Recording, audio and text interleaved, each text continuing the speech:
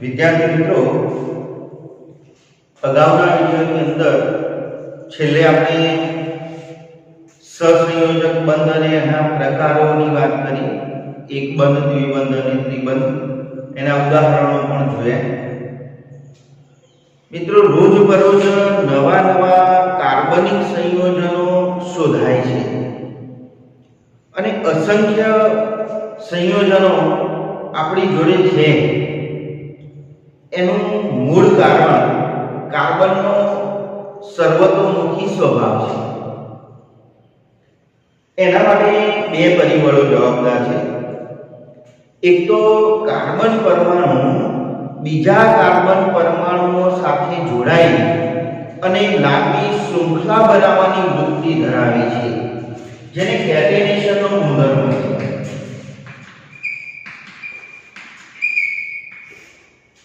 એવું નથી ફક્ત લાંબી શૃંખલા જ બનાવે, શાખાવાળી શૃંખલા પણ એ બનાવી શકે, વલયોવાળા સંયોજનો પણ એના બની શકે.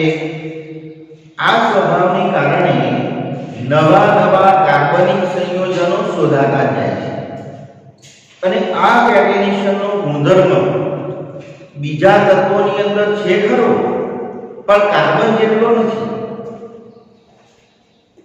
એ ઉપરાંત કાર્બન કાર્બન વચ્ચે એક બંધ પણ બની શકે છે, કાર્બન કાર્બન વચ્ચે દ્વિબંધ પણ બની શકે છે અને કાર્બન કાર્બન વચ્ચે ત્રિબંધ પણ બની શકે છે.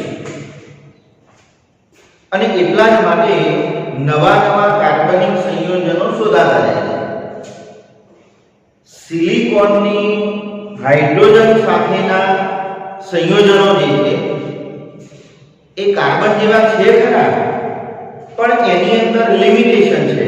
એની અંદર 7 થી 8 પરમાણુ સુધીના જ એ સંયોજનો છે અને એ ખૂબ ક્રિયાશીલતા ધરાવે છે, અતિ ક્રિયાશીલ છે. કાર્બન કાર્બન વચ્ચેનો જે બંધ છે એ બંધ ખૂબ જ પ્રબળ છે. બીજું પરિબળ એવું છે કે કાર્બન જે છે એ પોતે 4 સંયોજકતા ધરાવે છે, એટલે 4 બંધ બનાવી શકે.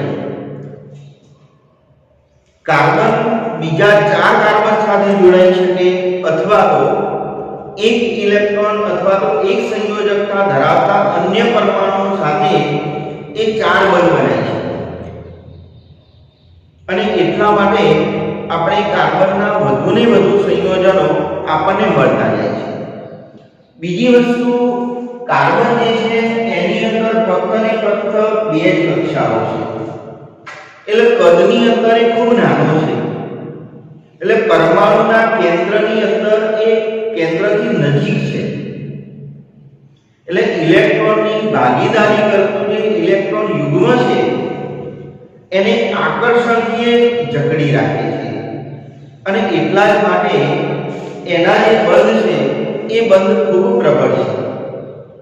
જેમ પરમાણુ કદની અંદર મોટો થતો જાય એમ કેન્દ્રથી અંતર વધતું જાય, એટલે કેન્દ્ર પ્રત્યેનું આકર્ષણ બળ ઘટતું જાય.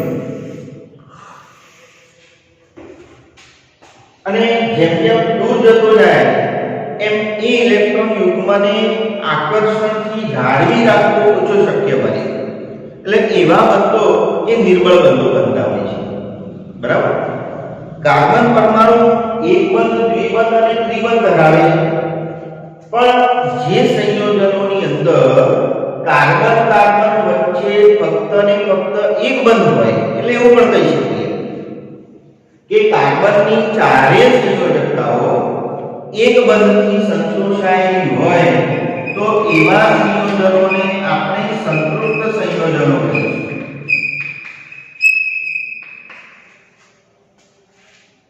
અને કાર્બન કાર્બન વચ્ચે દ્વિબંધ અથવા તો ત્રિબંધ હોય, એક જગ્યાએ અથવા એક કરતો વધુ જગ્યાએ હોય, તો એવા સંયોજનો માટે આપણે અસંતૃપ્ત સંયોજનો એવું શબ્દ વાપરીશું.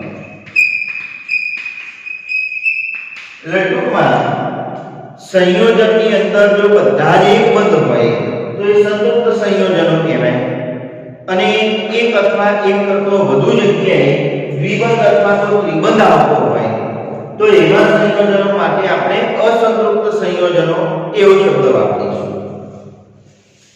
આમ તો આપણે મિથેન વિશે ભણીએ એનું બંધારણ પણ આપણે ભણ્યા, ઇલેક્ટ્રોનીય સૂત્ર પણ આપણે ભણ્યા, તો એ કેવી રીતે લખી શકાય. આમ તો હાઇડ્રોકાર્બન જે છે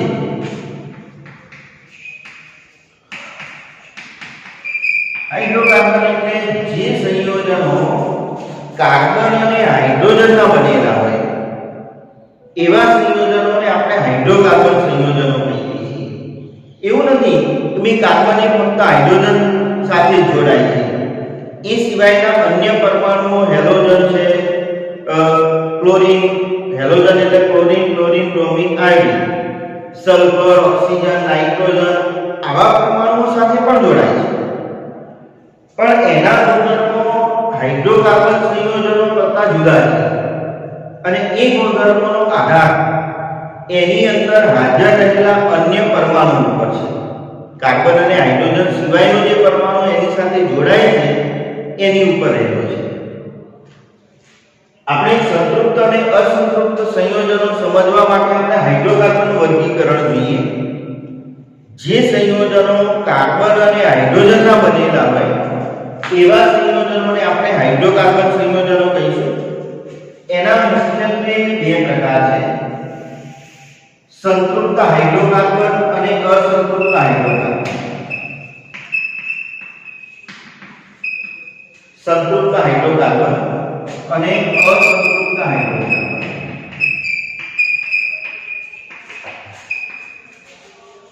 સંતૃપ્ત હાઇડ્રોકાર્બન ફક્ત ને ફક્ત એક જ છે. આ મિત્રો સંતૃપ્ત હાઇડ્રોકાર્બન એક જ છે, આલ્કેન. જ્યારે અસંતૃપ્ત હાઇડ્રોકાર્બનો બે છે, આલ્કીન અને આલ્કાઇન.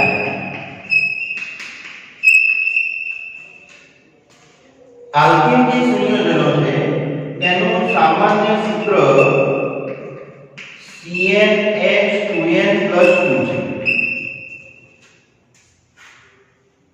સામાન્ય સૂત્ર એટલે શું? જેમ સમાંતર શ્રેણીની અંદર આપણે વ્યાપક પદ શોધતા ને En બરાબર 2n - 5 આવને આવતો તમે આપણે શ્રેણી લખવી હોય તો શું કરતા? n ની જગ્યાએ આપણે 1 મૂકીએ તો પહેલું પદ મળે, 2 મૂકીએ તો બીજું પદ મળે, 3 મૂકીએ તો ત્રીજું પદ મળે. જે આ જે તે સમાંતર શ્રેણીનું વ્યાપક પદ એટલે એનું સામાન્ય સૂત્ર છે. તો એવી જ રીતે આલ્કેનનું સામાન્ય સૂત્ર CnH2n+2 છે. આલ્કીનની વાત કરીએ તો એનું સામાન્ય સૂત્ર CnH2n.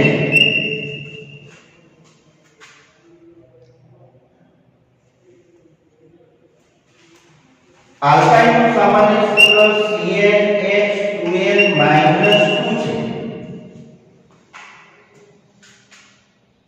બરાબર. હવે આપણે આલ્કીનની વાત કરીએ તો આલ્કીનની અંદર બધા જ એક બંધ છે.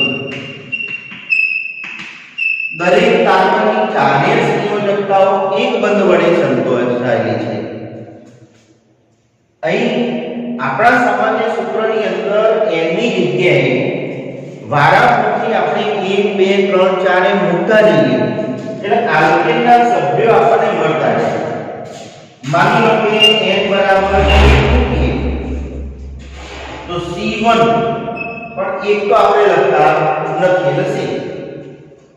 અહીં 1 મૂકીએ તો 2 + 2 એટલે 4 એટલે આપણને મળશે CH4. જે અગાઉ આપણે જોઈ લીધું. n બરાબર 2 મૂકીએ તો C2 2 * 4 + 2 6 એટલે C2H6. n બરાબર 3 મૂકીએ તો C3 3 * 6 + 2 H8. n બરાબર 4 મૂકીએ તો C4 4 * 8 = 10.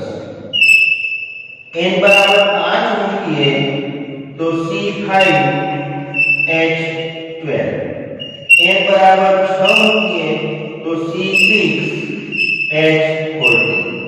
એટલે આ રીતે આપણને આલ્કેનના સભ્યો મળતા જાય. હવે આપણે શું કરવાનું છે કે કાર્બનની સંખ્યા પ્રમાણે આનું નામકરણ આપણને આવડતું હોવું જોઈએ. કેમ કે કોઈ પણ કાર્બનિક સંયોજનોના નામકરણની અંદર IUPAC નામકરણ કરવું હોય એ કદાચ તમે ભણેલા છો, international union of pure and applied chemistry. IUPAC નામકરણ કરવું હોય તો પણ આપણે એની જરૂર પડશે. તો આપણે કાર્બનની સંખ્યા પ્રમાણે આ સંયોજનોના નામ યાદ રાખીશું. આ સંયોજન ઓલરેડી આપણે ભણી ગયા. એનું નામ આપણે મીથેન કહેલું. એટલે આપણે એવું યાદ રાખીશું કે એક કાર્બન હોય તો મીથેન, બે કાર્બન હોય તો ઇથેન, ત્રણ કાર્બન હોય તો પ્રોપેન, ચાર કાર્બન હોય તો બ્યુટેન, પાંચ કાર્બન હોય તો પેન્ટેન અને 6 કાર્બન હોય તો હેક્સેન. એટલે આપણે કાર્બનની સંખ્યા પ્રમાણે નામ લખવું આવડવું જોઈએ. જો વચન પૂછે કે 3 કાર્બન વાળો આલ્કેન તો પ્રોપેન, 5 વાળો તો પેન્ટેન, 6 વાળો તો હેક્સેન, 2 વાળો તો ઇથેન, એ રીતે આપણે યાદ હોવું જોઈએ. એટલે એક તો આપણે આનું નામ યાદ રાખીશું. હવે આ દરેક નામની પાછળ મીથેન એન પ્રત્યય બોલીએ છીએ. એટલે એનો મતલબ એ થયો કે આલ્કેનના નામકરણની અંદર આપણે એન પ્રત્યય લગાડીએ અથવા તો એન અપ્રત્યય લગાડીએ છીએ એવું કહીએ તો પણ ચાલી જાય. બરાબર? એટલે આ રીતે એનો પ્રત્યય આપણે યાદ રાખવો પડે. બીજું છે આલ્કીન. આલ્કીન સંયોજનોની અંદર કોઈ પણ બે કાર્બનની વચ્ચે દ્વિબંધ આવેલું હોય તો એ આલ્કેન કહેવાય. હવે દ્વિબંધ કાર્બન અને હાઇડ્રોજનની વચ્ચે તો દ્વિબંધ શક્ય નથી. કેમ નથી? કેમ કે આપણે જાણીએ છીએ કોઈ કાર્બનની જોડે તો 4 ઇલેક્ટ્રોન છે ભાગીદારી માટે, પણ હાઇડ્રોજન પાસે તો ફક્ત ને ફક્ત એક જ ઇલેક્ટ્રોન છે. તો એનો મતલબ હાઇડ્રોજન વધુમાં વધુ એક જ ઇલેક્ટ્રોનની ભાગીદારી કરી શકે, એટલે કે કાર્બન અને હાઇડ્રોજનની વચ્ચે ફક્ત ને ફક્ત એક જ બંધ બને, એકથી વધુ બંધ બની શકે નહીં. એનો મતલબ એ થયો કે જો આપણે દ્વિબંધ બનાવવો હોય તો આપણી પાસે ઓછામાં ઓછા 2 કાર્બન પરમાણુ હોવા જોઈએ. એનો મતલબ એ થયો કે આલ્કીનનો એક કાર્બન વાળો સભ્ય આપણને મળે નહીં. તો 2 થી સ્ટાર્ટ થાય. ચલો હવે આપણે એની જગ્યાએ જો 2 મૂકીશું તો આપણને શું મળશે? તો C2 2 2 4 એટલે C2H4. 3 મૂકીશું તો C3 3 ગુણા 6. 4 મૂકીશું તો C4H8. 5 મૂકીશું તો C5H6. 6 મૂકીશું તો C6H12. તો આ રીતે આપણને આલ્કીનના સભ્યો મળે. તો આલ્કીન ઇન પ્રત્યય બોલીએ છીએ.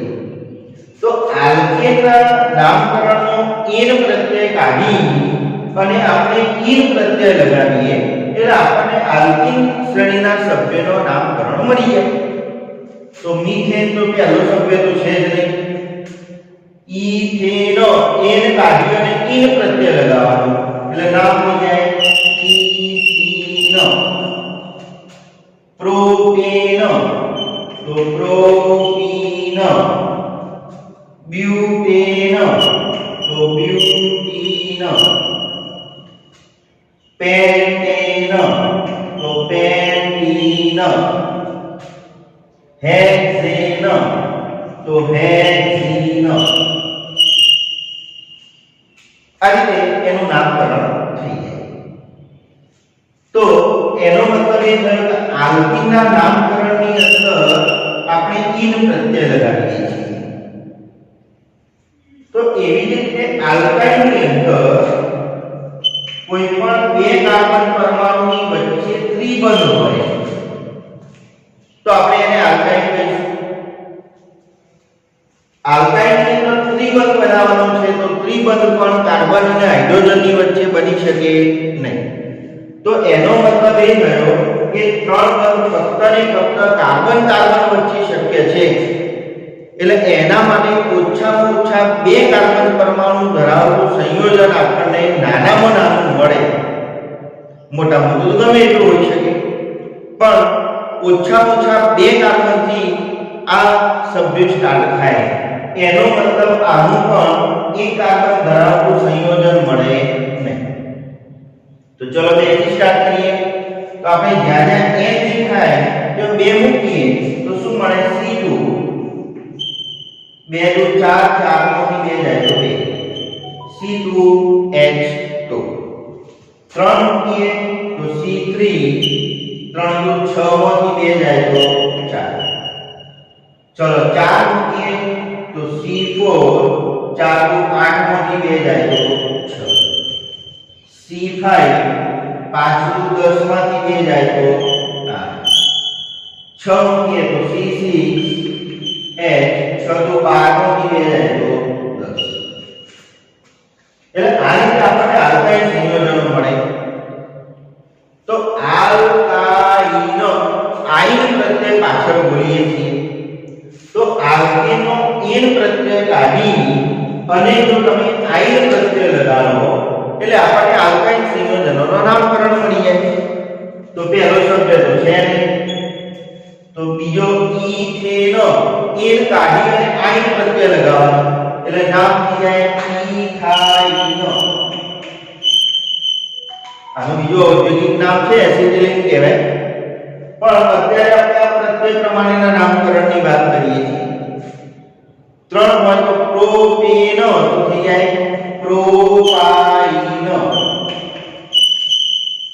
ब्यूटेन तो ब्यूटाइन, पेंटेन तो पेंटाइन, हेक्सेन तो हेक्साइन. तो आ રીતે આપણે આલ્કાઇન નું નામકરણ કરી શકીએ. બરાબર?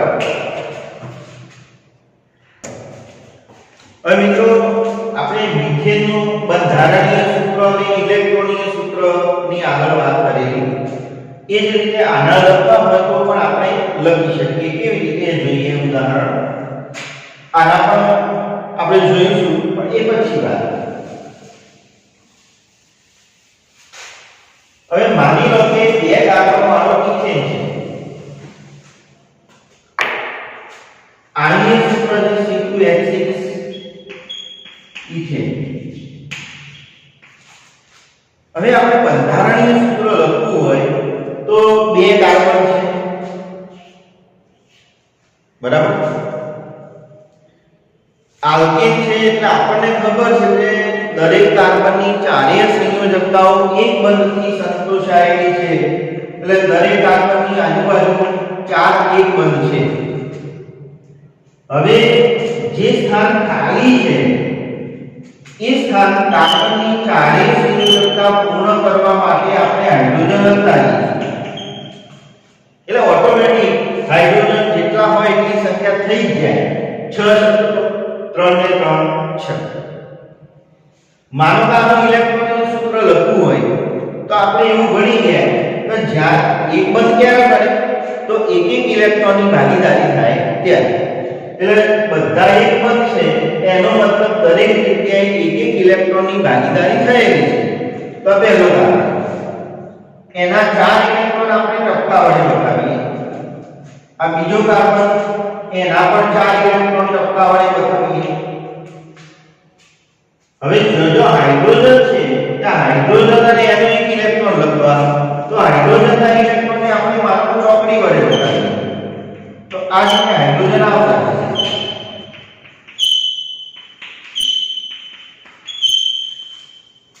એટલે આ ઇથેનનું ઇલેક્ટ્રોનિક સૂત્ર તૈયાર છે. માની લો કે 3 કાર્બન વાળો પ્રોપેન હોય C3H8. તો 3 કાર્બન છે તો 3 કાર્બન લખી દઈએ. આપણે જાણીએ છીએ કે અહીં બધા એક બંધ છે એટલે કાર્બનની 4 સંયોજકતાઓ પૂર્ણ કરવાની છે. એટલે દરેક કાર્બનની આજુબાજુ ટોટલ 4 બંધ હોવા જોઈએ. હવે જે સ્થાનો ખાલી છે તો આગળ આપણે હાઇડ્રોજન લખતા જઈએ. એટલે આપણે બંધારણીય સૂત્ર મળી જાય. આનું ઇલેક્ટ્રોનીય સૂત્ર લખવું હોય તો ભાઈ દરેક કાર્બનની આજુબાજુ એના 4 ઇલેક્ટ્રોન બતાવી દઈએ. જ્યાં જો હાઇડ્રોજન છે ત્યાં તો આપણે હાઇડ્રોજન અને એના ઇલેક્ટ્રોન બતાવતા જઈએ.